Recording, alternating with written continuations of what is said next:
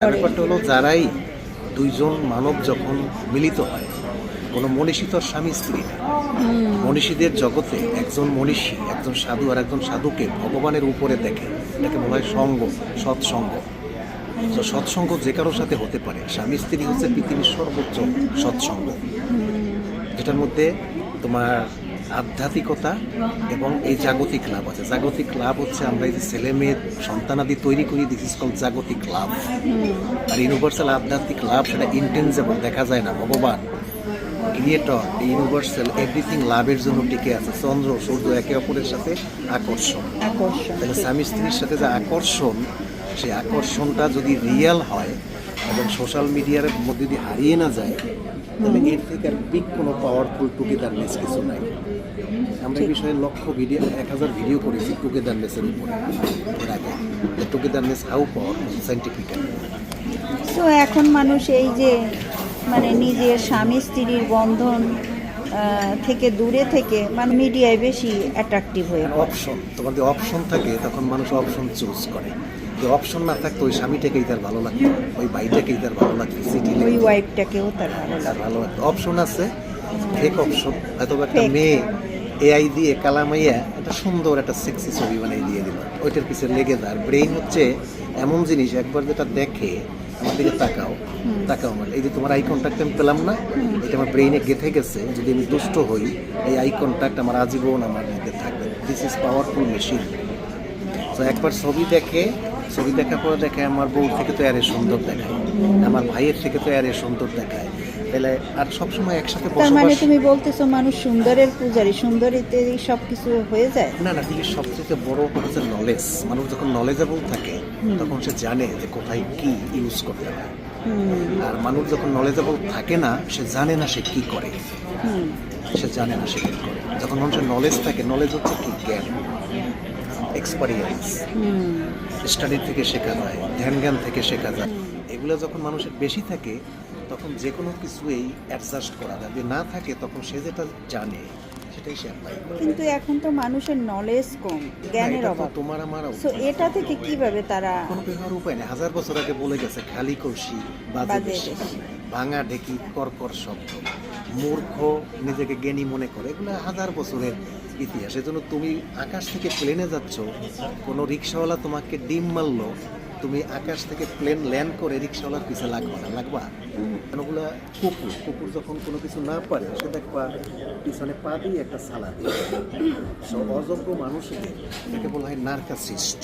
নার্কাসিস্টরা অযোগ্য এবং তারা চায় তুমি উপরে না উঠতে পারো, তোমাকে কন্ট্রোল করার চেষ্টা করে, তুমি তো সুন্দর না হতে পারো, তুমি তো ভালো কিছু না করতে পারো। নার্কাসিস্টের বাংলা হলো পর চর্চা করে। এবং তারা চেয়ে থাকে যে কাকের মতো, যে ময়ূরটাকে সুন্দর দেখায় কেন, আমি একটু ময়ূর হতে পারবো না কেন, যাতে করে ময়ূর এই জন্য কাকের দিকে নজর দেয় না। পৃথিবীতে এটাই নিয়ম, সৃষ্টির প্রথম থেকেই এই কম্পিটিশন আছে। এখন আমি দেখতেছি, ধরো সোশ্যাল মিডিয়ায় তো আমি দেখি, এখন দেখি যারা ক্রিয়েটিভ কাজ করে, ভালো কাজ করে, তাদের কোনো মানে কি বলে তোমার রেসপন্স পাওয়া যায় না। যেটা সাধারণ একটা পিকচারের উপরে 60-65 কমেন্টস রেসপন্স আসে, কি জন্য আমার একটু বোঝাও তো। হ্যাঁ, এটা জিওগ্রাফিক্যাল জোন কোনটা? যদি জিওগ্রাফিক্যাল বাংলাদেশি এশিয়ান জোন হয়, ওটা রেড জোন। বাংলাদেশ এবং এশিয়া রেড জোন। ওখানের কোনো লাইক শেয়ার আমাদের ওয়ার্ল্ড যে অ্যালগরিদম করে না। যে মানুষ আজীবন ইলিশ মাছ খায় না, তার একসাথে 10 খান যদি ইলিশ মাছ দাও, তার পাতলা পায়খানা হবে, ডাইজেশন ক্যাপাসিটি নাই। যার কারণে বাংলাদেশে কন্টেন্ট, ধরো একটা মেয়ে কালো, সে অথবা একটা ছেলে, সে একটা এআই দিয়ে একটা ছবি বানিয়ে দিল, সেখানে যারা কমেন্টস করে তারা কোথার? কানাডা? No, thank you. যারা কমেন্টস করে বা যারা লাইক দেয় তারা কোথার? কানাডা, আমেরিকা, ইউরোপের? কোথার? বাংলাদেশে। তো ওয়ার্ল্ডের টপ জায়গায় থেকে যদি তুমি বাংলাদেশে কয়জন রিভিউজ পাইলো? হ্যাঁ, জানো আমি ওয়ার্ক প্লেসে আমি বলছি কি এটা মেয়েরে যে তোমার ফেসবুক আছে, মানে ভালো মেয়েটা, তো বলে কি না আমি ফেসবুক চালাই না। তখন আমি বলছি কি তাহলে তুমি কি? আমি ইনস্টাগ্রাম চালাই। আমি কিছু ফেসবুক কি না, এরম ওয়ার্ডটা দিচ্ছি। যেমন আমি ফেসবুক, আমাদের মতন ক্রিয়েটররা $1 বিলিয়ন বিজনেস করে কিসের মাধ্যমে? ফেসবুকে। এলন মাস্ক কিসের মাধ্যমে বিজনেস করে? অনলাইনে, বিল গেটস কিসের মাধ্যমে বিজনেস করে? অনলাইনে। আদার সাইডে কেউ পড়ে আছে একটা ছবি নিয়ে আজীবন, ওই ছবিটা সে বানায়। পরে আমি জানলাম যে এরা করে কি আদার পারসন রে এই পরিবারে আসো। এই পরিবারে আসো, এখানে আমারে এবং কমেন্টস তার করো, প্রত্যেককে হাসপাতালে এবং নেওয়ার এইভাবে পরামর্শ টাকা দেওয়া হচ্ছে। ইনকাম করে, বুঝলাম। টাকা ইনকাম না, সবগুলা সিক। যদি কোনো ঘরের বউ এইটাই জড়িত, ওটা সিক। কোনো স্বামী জড়িত সারাদিন এই থাকলে পোস্ট sick। নিয়েই চিন্তা করে। কোনো ইনকাম আসে না, এবং ওগুলো সব হাসপাতালে দেওয়ার দরকার। বাংলাদেশে অলরেডি রিপোর্টে দেখা গেছে 3 কোটি মানুষ মেন্টাল হয়ে গেছে সোশ্যাল মিডিয়া। পৃথিবীর প্রায় 20 কোটি মানুষ মেন্টাল হয়ে গেছে সব সোশ্যাল মিডিয়া আনিউজ। একটা ইম্পর্ট্যান্ট ইনফরমেশন দিয়ে শেষ করি। ধরো একটা বড় পুকুর, বড় পুকুরের রুই মাছ, কাতলা মাছ, ফলি মাছ, কই মাছ, এবং সেটার মধ্যে ছোট ছোট সাপের বাচ্চা থাকে। দেখছো ছোট ছোট সাপ? সাপ কি মানুষ খায়? খায় না। তাতে কি রুই মাছটা পুকুর থেকে চলে যায় লাফাই যে সাপ আছে আমরা এখানে না থাকবো না, যাবে না। একই প্ল্যাটফর্ম, সেখানে কৃষ্ণ নামও চলে, আবার একই প্ল্যাটফর্মে মানুষ খারাপ চিন্তাও করে।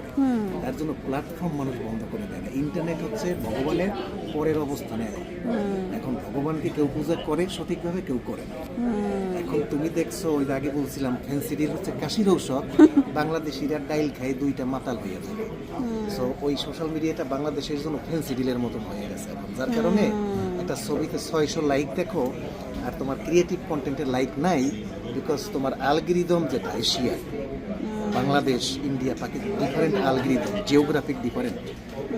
সো ওদের সমাজ হচ্ছে পৃথিবীর ম্যাপে যখন যাবা বাংলাদেশ কতটুকু দেখায়, এই 20 কোটি মানুষের মধ্যে তারা নিজেরাই কমেন্টস রিভিউ, এটা কোনো ইন্টারন্যাশনাল অ্যালগরিদমের আসে না। ঠিক। ঠিক আছে, তো তুমি একটা মানুষ, আমাদের কথা বাদ দাও, আমরা তো ডিফারেন্ট ভাবে চেষ্টা করি। একটা মানুষ ধরে আমেরিকাতে আছে, সে যদি বাংলাদেশি কোনো একটা কন্টেন্ট ক্রিয়েটর, এখন 800 কোটি মানুষ, তার ধরো 1 মিলিয়ন ফলোয়ার্স হতেই পারে। 800 কোটি মানুষ 1 মিলিয়ন মানে মাত্র 10 lakh.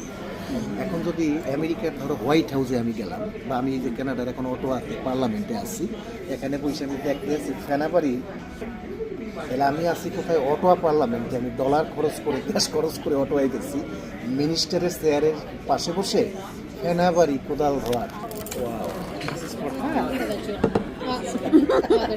There you go. You need anything else? No no. হ্যাঁ, আর কিছু বলবা? না না, আর কিছু নেই। তোমার কোশ্চেনের অ্যান্সারগুলো যে স্বর্গে বসে, ধরো তুমি লাকিলি স্বর্গে চলে গেলাম, স্বর্গে বসেও যদি আমি ঢেকিটা বান্ধি যে আমি কোদাল ধোয়া গৌরব কী করলো, অমুক কী করলো, তাহলে তো অ্যালগরিদম হবে। ওকে। তোমার বুঝতে হবে যে তুমি কোথায় আছো। যেমন এই ফুডটা ফেনাবাড়ি বসে খাবো না কেনাডার টেবিলে খাবো? ফেনাবাড়িও খাইতে পারি, এখানে চিন্তা আলোচনা করলে ফেনাবাড়ি বসে খাইতে পারি। সো এটা হচ্ছে ভাইটাল, যে